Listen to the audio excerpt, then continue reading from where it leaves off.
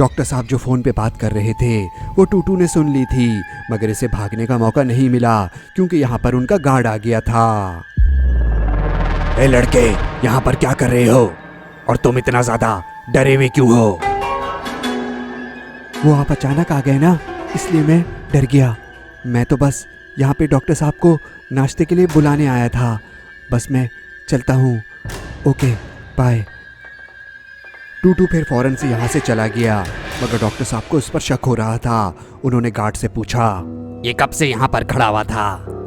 मालूम नहीं, मैं तो खुद यहाँ पर अभी आया हूँ। मैं देखता हूँ इसे। स्वीटू ने अपना नाश्ता कर लिया था और सोच रही थी कि आखिर ये टूटू कहाँ रह गया। फिर ठीक उसी वक्त टूटू वहां पर आया। टूटू बहुत ज्यादा डरा हुआ था। फिर इसने पीछे पलट करके देखा कि कहीं डॉक्टर साहब इसके पीछे तो नहीं आ रहे। फिर टूटू तेजी से आकर के स्वीटू के बराबर में आके बैठ गया। अरे टूटू कहाँ रह गए थे और इतना ज्यादा डरे हुए क्यों हो? क्या किसी भूत को देख लिया? अरे स्वीटू बाजी, मैंने डॉक्टर साहब को फोन पर किसी से बहुत खतरनाक बात करते सुना है। क्या कह रहे थे वो? जल्दी से बताओ।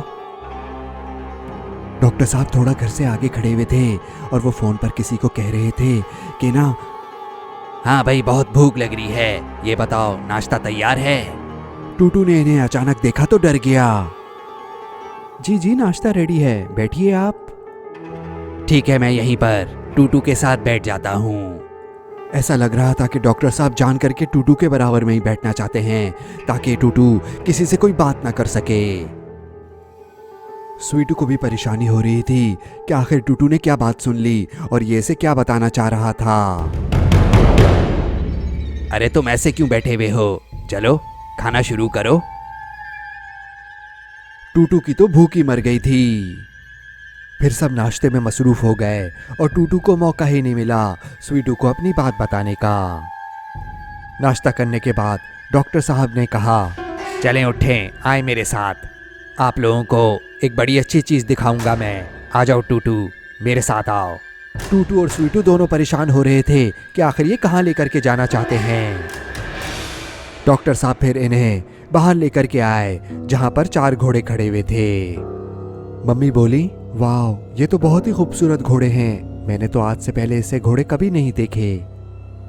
जी आप ठीक कह रही हैं, ये बहुत ही कीमती अरबी घोड़े हैं। कल ये 4 घोड़े मैं बहुत महंगी कीमत में बेच दूंगा। आइए मेरे साथ, मैं आपको फार्म पर दूसरे एनिमल दिखाता हूँ। फिर डॉक्टर साहब के साथ सब लोग यहाँ से चले गए। स्वीटू को अच्छा मौका दिखा, उसने फौरन टूटू से पूछा, हाँ टूटू जल्दी बताओ, तुम मुझे क्या बताने वाले थे? स्वीटू, मैं समझ रहा था कि डॉक्टर साहब फोन पे हमें बेचने की बातें कर रहे हैं, मगर ये तो घोड़ों की बेचने की बात कर रहे थे। टूटू तुम भी ना। फिर ये दोनों भी यहाँ से चले गए। शाम का टाइम हो रहा था और ये दोनों चाय पी रही थीं। डॉक्टर साहब डैडी को लेकर के कहीं गए हुए थे और बच्चे बैठ करके ड्राइंग कर रहे थे।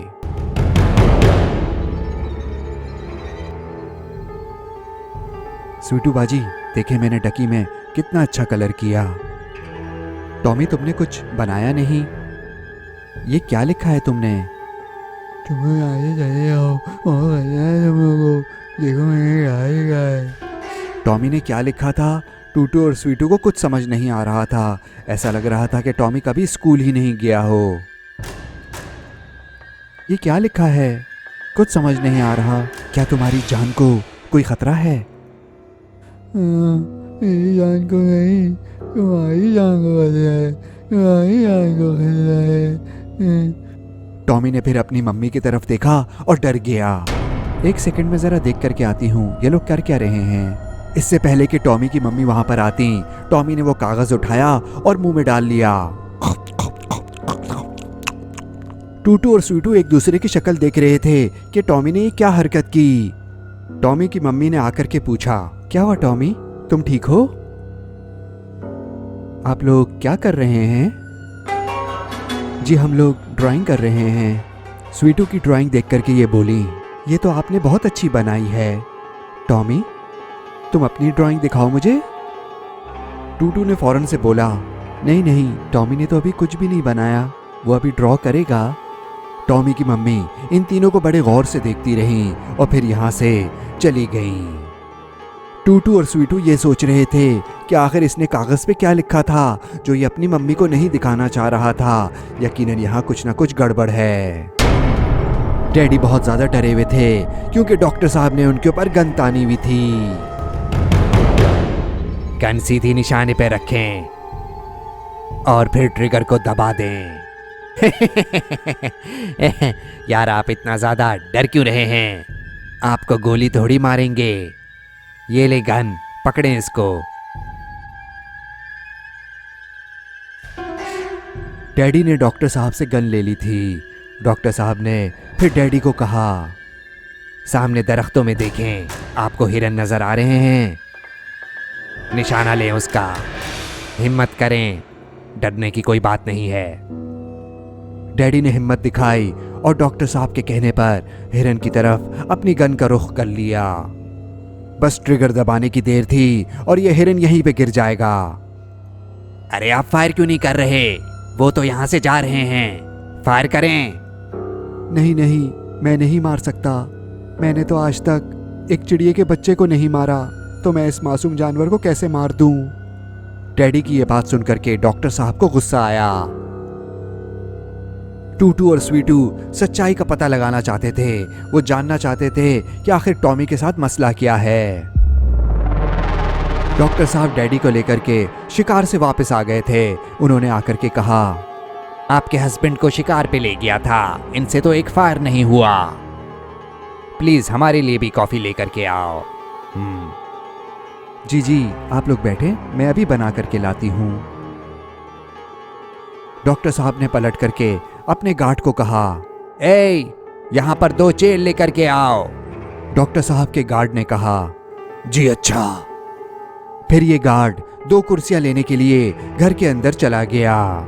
टॉमी जैसे किसी मौके की तलाश में था, वो खड़ा हुआ और बोला, यहाँ आओ, फिर ये उठ करके कहीं जाने लगा। टूटू और स्वीटू समझ गए कि ये इनको पीछे आने को कह रहा है। ये दोनों फौरन उठे और उसके पीछे जाने लगे। अभी मौका अच्छा था। मम्मी कॉफी बनाने के लिए चली गई थीं और गार्ड कुर्सियां लेने के लिए, और डॉक्टर साहब मम्मी से बातें कर रहे थे। घर के पीछे एक कमरा सा बना हुआ था। ये तीनों उस कमरे में चले गए। टूटू और स्वीटू ने अंदर जाकर के देखा कि यहाँ तो बहुत सारा सामान पड़ा हुआ है। टॉमी, ये सामान किसका है? ये सामान किसका है? टॉमी ने पीछे की तरफ इशारा किया। यहाँ टेबल पर बहुत सारे लोगों की तस्वीरें रखी हुई थीं। टूटू और स्वीटू हर तस्वीर को गौर से देख रहे थे। टॉमी ने फिर एक तस्वीर की तरफ इशारा किया। टूटू ने बोला, अरे टॉमी, ये तो तुम हो पिक्चर में। तुम तो इसमें खुश दिखाई दे रहे हो। इस फार्म पे जो भी आता तो डॉक्टर साहब उसके साथ तस्वीर खिंचवाते। हर तस्वीर में एक बच्चा खुश और दूसरा उदास दिखाई दे रहा था। जो बच्चा पिछली तस्वीर में खुश, वो दूसरी तस्वीर में उदास दिखाई देता।